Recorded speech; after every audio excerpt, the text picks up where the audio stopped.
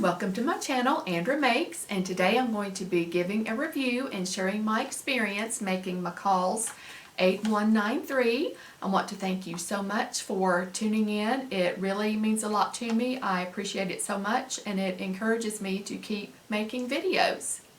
I'm going to be going over the pattern details, showing you the pattern pieces, showing you my dress, of course, and talking through the changes I made. I made a lot of changes, and then at the end I will show pictures of me wearing the dress. So here is the envelope cover, and this is a pattern from 2021, and there are two different views. This view has two tiers and then a smaller ruffle at the bottom, and then this view has three tiers. And this is the view I made, and I want to draw your attention to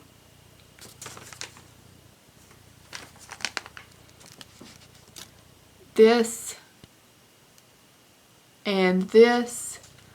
Those are buttons. And I think I started to say if you're a beginner, but I think anyone who grabbed this pattern and at first glance, without looking at it thoroughly, and maybe even if you did look at it thoroughly, I think that would be hard to see that those are buttons.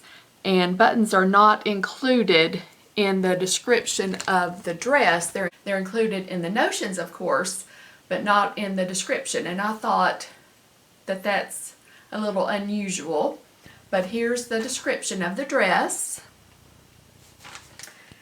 This sewing pattern includes multiple view options with simple instructions. That's it. That's the description of the dress. And the suggested fabrics are cotton blends, poplin, chambray, and linen. And the size range goes from size 6 to 24. And that covers a bust of 30.5 inches to 46 inches, a waist of 23 inches to 39 inches, a hip of 32.5 to 48 inches. And this pattern does give the finished garment measurements, which is unusual but helpful. I wish all patterns would do that on the back of the envelopes. But the finished garment measurements go from 33-inch bust to a 48.5 inch bust. And the notions you need if you make it as the pattern suggests are 7 3/8 inch shank buttons, 2 3/4 inch buttons, and 3/8 yard of 1/8 inch elastic.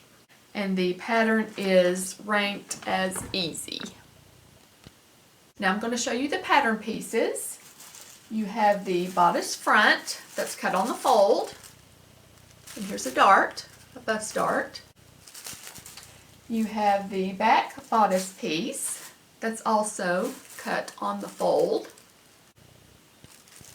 And learn from my experience with your front and back bodice pieces.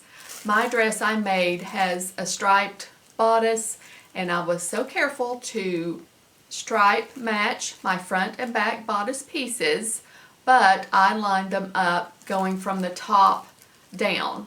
And with these bodice pieces, they line up from the bottom.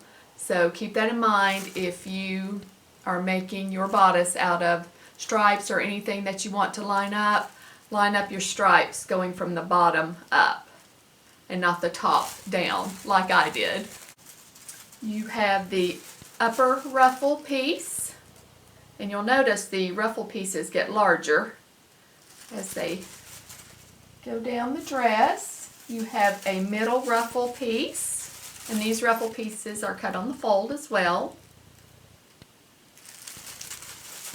You have the lower ruffle piece.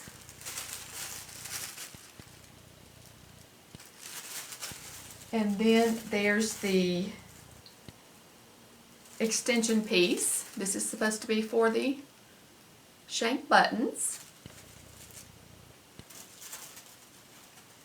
The shoulder strap piece. And then the facing piece, front facing piece, and this is also for the buttons. And like I said in the beginning, you really can't tell from the pattern envelope that there are buttons, and they are right here on the side, and they're shank buttons, which shank buttons don't lie flat. They stick up. And when I noticed that on the pattern and was reading the instructions, I was like, can't you just insert a zipper? But I just thought that design choice is a little odd for shank buttons to be on your side where your arm will be, and they will be sticking up, and that did not sound comfortable to me at all. So before I even started sewing, I knew I was going to do snaps instead of the shank buttons. So I did do that, but let me show you the pattern instructions first. Now once you open the instructions, it's clear that there are buttons, and you can see there's where you use the elastic to make those little loops for the buttons. Like I said, I knew from the beginning I wasn't going to do that. That just doesn't seem like it would be comfortable. And here are the pieces that were supposed to be on the dress, and I'll explain why they're not on the dress in just a minute.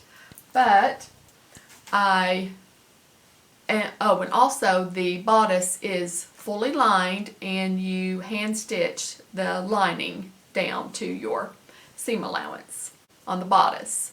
And the pattern shows the shoulder straps on the outside of the bodice with buttons, and I didn't do that either, and I'll show you my dress in just a minute.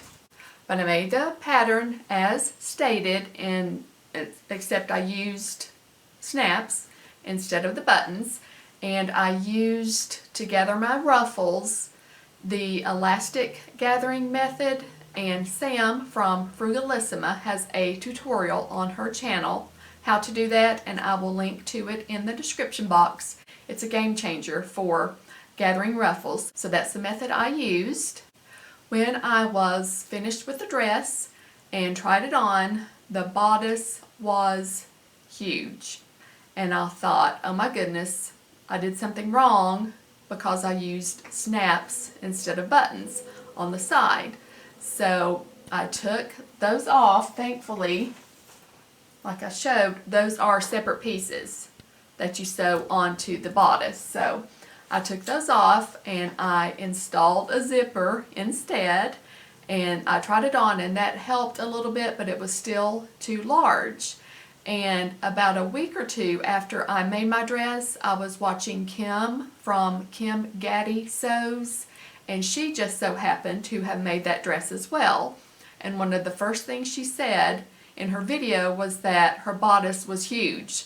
So I was like, oh my goodness, it wasn't me after all. It must have something to do with the design. But I thought that was so interesting that both of us experienced the same thing. And she ended up putting a zipper in the back of her bodice to make it fit, and she altered her bodice as well. So check out her video on her review of that dress as well. But like I said, I took these pieces off that had the snaps, and I installed a zipper, and that did help, but it was still huge. So I ended up doing a box pleat right here in the front, and that pleat was 2 inches. So that shows how large that bodice was. So I thought that was really interesting. So if you want to make this pattern, you might want to do a muslin of the bodice and see if it comes up large on you as well.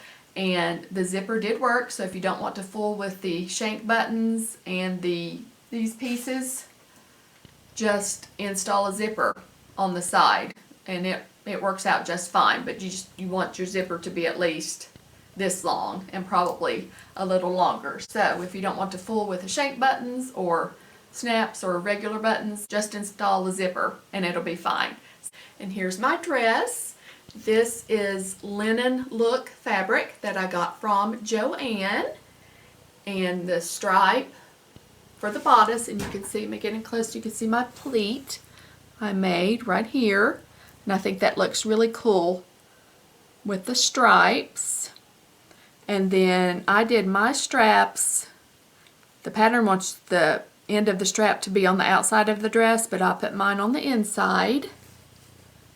And I used pearl snaps instead of buttons. And then here are the 3 ruffled tiers that I absolutely love.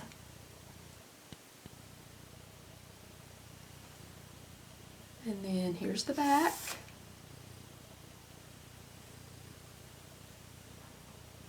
And then here's the side zip, which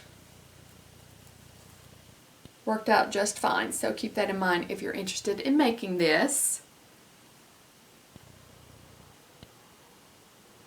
And here you can see my pleat a little better from the back. You can see how large it had to be. And there's my contrasting stitching, which is my code for, I was too lazy to change my bobbin thread, but who's going to see that, right? But I love the tiers. Those are my favorite part. And you had to cut 3 of these pieces, and I only had 2 selvages, of course, so on the 3rd piece I just stitched a line around the bottom about 1/8 or 1/4 of an inch in, and then I just picked the threads to fray that piece, and then so I had that frayed look all around the hem. I really like the dress. The tiers are my favorite part. I'm not a huge fan of the style of bodice. I think I would prefer a full bodice with shoulders and sleeves and all that, so I probably will not make this dress again, even though I do love it.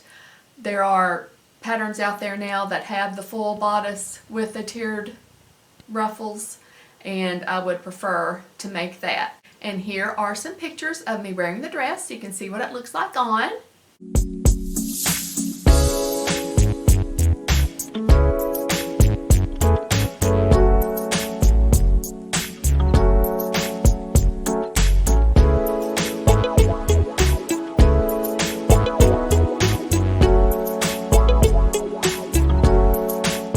So that is my review of this pattern. Let me know if you have made it, if you experienced the bodice being too large. Let me know if you would like to make it after seeing this video, and let me know if you think you would do the zipper on the side or if you'd like to try the shank buttons. I think this pattern would be just fine for a beginner, especially if you want to install the zipper instead of the buttons and have done a zipper before. But if you want to do the buttons, I think you'd be fine doing that also. And making the ruffles and sewing the ruffles was my favorite part. I really enjoyed that, and I absolutely love the look. So let me know your thoughts in the comments below about this pattern, and thank you so much for taking time out of your day to watch my video. Thank you to everyone who has subscribed thus far. I really truly appreciate each and every one of you. If you haven't subscribed yet, I would really appreciate it if you would. And thanks for watching. See you next time. Bye!